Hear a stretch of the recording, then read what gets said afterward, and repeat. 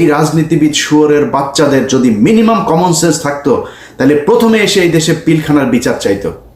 নুরু আপনারা চিনেও না মনে হয়, এই যে জীবনে কোনোদিন কথাও বলেন নাই। ফারাবি বের হয়েছে, গত সপ্তাহে বের হয়েছে। ফারাবির কাছে যা জিজ্ঞেস করেন নুরু জীবনে কোনোদিন 2 টাকা দিয়ে সাহায্য করেছে কিনা। আজকে সে আমাদেরকে বলে আমরা এখানে কাজ করে খাই, আমরা এখানে লেবার।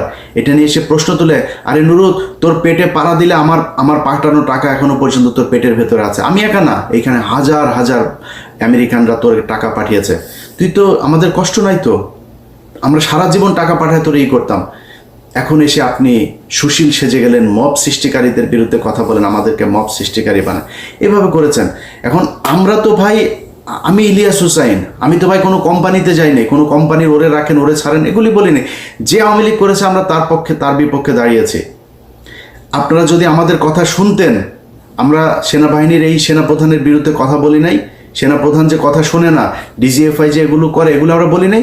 আপনারা তখন বলেছেন, এই নুরু বলেছে আমি নাকি দেশে বিশৃঙ্খলা, আমি আর পিনাকি দেশের বিশৃঙ্খলা তৈরি করতে চাই, তাই নাকি নুরুল হক নুরু? এখন যদি সেনাবাহিনী, আপনারা এত পীড়িতের লোক এখন মারছে, সেই সেনাবাহিনী আমরা বলেছি তো সেনাবাহিনী ঠিক করতে, করেন নাই তো আপনারা। এটা আপনাদের ফসল। একইভাবে প্রতিটা জায়গায় এখনো পর্যন্ত যেভাবে আওয়ামী লীগের লোকজনকে, বিএনপি জামাত, তাদের মতো এত মানবিক আমি এই দুনিয়ায় দেখিনি। আরে ভাই, আওয়ামী লীগ পালিয়েছে, আওয়ামী লীগের যা ফেলে গিয়েছে এগুলি আপনি এগুলির দাবিদার। তারা এই দেশের জনগণের টাকা পয়সা কামিয়ে এই সম্পদ অর্জন করেছে, এটা গনিমতের মাল। এই মাল আপনি খান, যেমনে পারেন খান, আমার কোনো সমস্যা নাই। সেই আওয়ামী লীগকে তারা আবার পুনর্বাসন করে। একজন বিদেশে, আমেরিকা, এই ইন্ডিয়াতে বসে আছে, তার ব্যবসায় 2 দিন আগে মিরপুরে শুনলাম, তার ব্যবসা এখন আরেকজন দেখভাল করেন, বিএনপির এক নেতা। কেন ভাই? তার ব্যবসা আপনি পুরো ব্যবসা নিয়ে নেন, আপনারা না করেনই তো কেউ। আপনি তাদেরকে বাঁচাচ্ছেন। এইভাবে সারা দেশে আওয়ামী লীগকে বিএনপি, জামাত, এই গণ অধিকার পরিষদ, এনসিপি সবাই পুনর্বাসন করছে। যদি নাকি এই রাজনীতিবিদ শুয়োরের বাচ্চাদের যদি মিনিমাম কমন সেন্স থাকতো তাহলে প্রথমে এসে এই দেশে পিলখানার বিচার চাইতো। একটা শুয়োরের বাচ্চা, কোনো শুয়োরের বাচ্চা দেখেন, কোনো যেই কটা রাজনীতি করে, কোনো শুয়োরের বাচ্চা যদি দেখেন আপনি কেউ এই করে আপনার এর বিরুদ্ধে পক্ষে কথা বলেছে, কেউ বলে নাই বিডিআরের পক্ষে। বিডিআরের মানুষগুলো এখনো পর্যন্ত, ভাই গত সপ্তাহের কথা বলি, একজন বিডিআর সদস্য আকুতি জানিয়েছেন তার স্ত্রী গত 16 বছর ছিল এইভাবে, এই 5 তারিখের পরে স্বপ্ন দেখেছে তার স্বামী ফিরে আসবে। 1 বছর হয়ে গেছে, ফিরে আসে না, এখন সে চলে যাবে। সে বলে না, আমি আর তোমার জন্য অপেক্ষা করতে পারবো না, তুমি এখন যেহেতু বের হইতে পারো না, আর জীবনে বের হইতে পারবে না। সেই লোক আকুতি জানিয়েছে, ভাই আমার স্ত্রীকে একটু বলেন আর কয়টা দিন অপেক্ষা করতে, আমি বের হয়ে যাব। আপনারা কথা বলেছেন, বিচার চান, এটা বিচার চাইতে পারেন না? এইটুক হ্যাডম যদি না থাকে তাহলে বালের রাজনীতি করার দরকারটা কি? আমি তো কিছু চাই নাই আপনাদের কাছে, এই দেশটাকে আওয়ামী মুক্ত করতে চেয়েছি। সেই জায়গায় আপনারা এখন নাই। আপনার সাথে আমি এক হব কেমনে? আজকে নুরুর যে ঘটনা, নুরুর এই ধরনের ঘটনা এর আগে ঘটে নাই, আমরা তার পক্ষে ছিলাম না। আমার ভিডিওতে পেছনে যান, 2019 সালে যান, 20 সালে যান, যাই দেখেন আমি ইলিয়াস নুরুর পক্ষে দাঁড়িয়েছি। সেদিন নুরু তোমার পক্ষে এই বাংলাদেশের কোনো মিডিয়া কথা বলে নাই। আমরা যারা বাইরে আছি, তারা, আমার যারা শত্রু বাইরে আছে, তারাও তোমার পক্ষে কথা বলেছে। তোমার তাদের প্রতি এইটুক রেসপেক্ট রাখা দরকার, তুমি রাখতে পারো নাই। তুমি মাঝে মধ্যে এসে খোঁচাখুচি শুরু করো। এই সব শেষ ঘটনা আপনাদেরকে বলি, দেশবাসীর জানা দরকার। যেদিন আফ্রিদির সাথে এই যে নতুন করে তার সাথে আমার বাঁধলো কেন শোনেন, আফ্রিদির বাপ যেদিন আটক হলো, আমরা সারা রাত জেগে খোঁজ রাখছি কোথায় কি হলো, কি হচ্ছে। পুলিশ, সিআইডি, ডিবি, মানে আফ্রিদিরে ধরার জন্য তার বন্ধু বান্ধবী এমন কোনো বাসা নেই, সব জায়গায় রেড দিচ্ছে। সারা রাত জেগে তারা কষ্ট করছে। ধরা খাওয়ার পরে নুরুল হক নুরু XYZ পুলিশের এক কর্মকর্তাকে ফোন দেন, ভাই ওনাকে ছেড়ে দেন। সবশেষ যখন তাকে রাখা হয়, নুরু তাকে ফোন দিয়ে বলে, আপনি কি ছাড়বেন নাকি আমি ঊর্ধ্বতনকে দিয়ে আপনাকে ফোন করাবো? আমি তখন সাথে সাথে জানার পরেই তারে ফোন দিলাম। ফোন দিয়ে বললাম, এই পাঞ্চ, তুই এরা ই করছিস কেন, এরা ই করলি কিসের জন্য? এরপরে রাশেদ আমারে ফোন দেয়। রাশেদের ফোন আর ধরিনি, তার একটা মেসেজ পাঠালাম, ভয়েস মেসেজ, আপনার এই চোর বাটপার স্যাচরে বলেন যে এখানে আওয়ামী লীগের লোকজনের বাঁচাইতে। তারা এখন ন্যারেটিভ তৈরি করেছে, আফ্রিদির বাপ তারা কি যাত্রাবাড়িতে গিয়ে মেরেছে, পাড়ার পো পাড়া তোরে যে শেখ হাসিনা প্রতিটা মামলার যে 1 নম্বর আসামি, শেখ হাসিনা পিস্তল নিয়ে যায় কারো মারছে? মামলা এক্সিকিউট করে, প্ল্যানিং করে, এটা আলাদা আলাদা ধারায় তাদের ব্যাপারে শাস্তি হবে। বাংলাদেশের যত কজন আওয়ামী লীগ আছে একদম নিচের শ্রেণীর কর্মী পর্যন্ত প্রতিজন হত্যা মামলার আসামি হবে, যার দায় যতটুকু। সাংবাদিক আসামি হবে, যেই ব্যবসায়ীরা বলেছে যে শেখ হাসিনার পাশে যে 3 তারিখ পর্যন্ত তারা পাশে থাকা, তাদের বিচার হবে, হইতে হবে।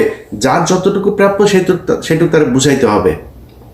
এখন আপনারা একজন টাকা দিবে, নঈম নিজামের কাছ থেকে যায় প্রতি মাসে মাসে বকেয়া আনতেন, আপনি বলেন এখন আমরা 5 কোটি টাকার জন্য মাই টিভি তো দখল করতে যান, মাই টিভির মালিককে ধরাইতে গেছি। এরপরে তার সাথীর ছেলেরে ধরা হইলো। সাথীর ছেলেরে ধরানোর পরে এই যে নুরুর সাথে আমার যে ফোনে যে বাকবিতণ্ডা হচ্ছে না, আমি কিন্তু পাবলিক করি নেই, চুপচাপ আছি। আফ্রিদি ধরার পরে সে নিজে পোস্ট করে ফেলো। সে যে পোস্ট লিখেছে, সেই পোস্ট লিখতে মিনিমাম 2 ঘন্টা সময় লেগেছে।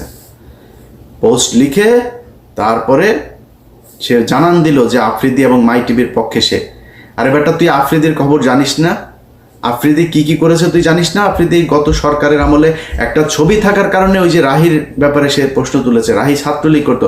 রাহি ছাত্রলীগ যদি নাকি আফ্রিদির পায়ে ধরে যদি রাহি ছাত্রলীগ হয়, রাহি তো বলেছে আমাকে জোর করে ছাত্রলীগ করানো হয়েছে, আমাকে দল করানো হয়েছে। যদি নাও করানো হয়, সে যদি করেও থাকে, তাহলে শেখ হাসিনার পায়ে ধরে যে তুই মাপ চাইলি, শেখ হাসিনার যে তুই মা বললি, তাহলে তুই কি?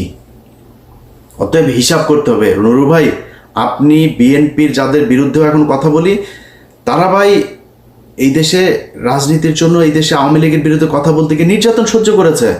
আপনি বিএনপিরে উড়ায় ফেলতে পারবেন? বিএনপির লক্ষ লক্ষ মানুষ এই আওয়ামী লীগের বিরুদ্ধে শেষ পর্যন্ত তাদের পক্ষে আসে নাই।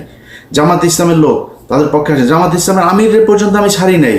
আমার এত সম্মানিত লোক, আমি তারা ছাড়ি নাই। সন্তোষ শর্মাকে তারা দাওয়াত দিয়েছে।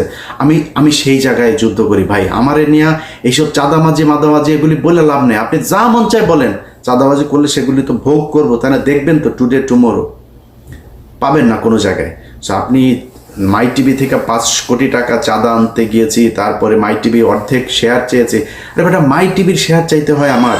আমি মাই টিভির শেয়ার চাও? মাই টিভির চেয়ে বড় বড় টিভির শেয়ারের জন্য আমার পিছনে ঘুরে আমি শেয়ার নেই নাই, আর তুই মাই টিভির শেয়ারের জন্য আমি পিছনে আমি কোনো কোম্পানি, কোনো প্রতিষ্ঠান, বহু কোম্পানি প্রতিষ্ঠান আমার করার জন্য, পার্টনারশিপে নেওয়ার জন্য 5 তারিখের পর থেকে সবাই বলছে মাপ চাই, দোয়া চাই। আমি এইসব এই টাকা পয়সার এই লেনদেনে যাইতে পারবো না। ইভেন বাংলা এডিশন যে ওপেন করেছি, আর বলেছে ভাই টেলিভিশনের জন্য চান, পত্রিকা প্রিন্টের জন্য, এত কিছু চাইনি, জাস্ট অনলাইন পোর্টাল হিসাবে পারমিশন চেয়েছে। এখানে একটা টিম থাকবে, খুব স্মার্ট কিছু ছেলে পেলে কাজ করবে, তাদেরকে নিয়ে আমি একটা টিম তৈরি করতে চাই। তারা এই দেশের একদম এই আওয়ামী লীগ এবং ভারতের ব্যাপারে, প্রথম আলো, ডেইলি স্টার, তাদের ব্যাপারে অতন্ত্র প্রহরীর মতো কাজ করবে। এই জন্যই এসেছি, এর বাইরে কোনো কিছু না। আপনাদের কাছে অনুরোধ জানাই ভাই, যারা এখনো পর্যন্ত সচিবালয়, পুলিশ, প্রশাসন, সেনাবাহিনী সব জায়গায় আওয়ামী লীগের লোকজনকে টাকা পয়সা নিয়ে তারপর বসিয়ে রেখেছেন, এর বিচার আপনাদেরকে, এই নুরুর মতো, নুরু যেভাবে আঘাতপ্রাপ্ত হয়েছে এইভাবে আপনাদের কপালে ফিরে আসবে। নুরুর এটা দেখে আপনারা অনেক কষ্ট পেয়েছেন, আমি খুব বেশি কষ্ট পাই নাই। কারণ কি জানেন, নুরুর চাইতে ভয়ঙ্কর পরিণতি এই দেশে হবে যদি আওয়ামী লীগ ফেরত আসে। আর সেই আওয়ামী লীগকে ফেরত আসার জন্য, তাদেরকে পুনর্বাসিত করার জন্যই নুরুরা কাজ করেছে। কোনো জায়গায় 5 তারিখের পর থেকে দেখবেন না যে তারা বলেছে ওকে ঠিক আছে, অমুকের ব্যাপারে শুনলাম, আমরা সেখানে যাই, গিয়ে টাকা নিয়ে এসছে।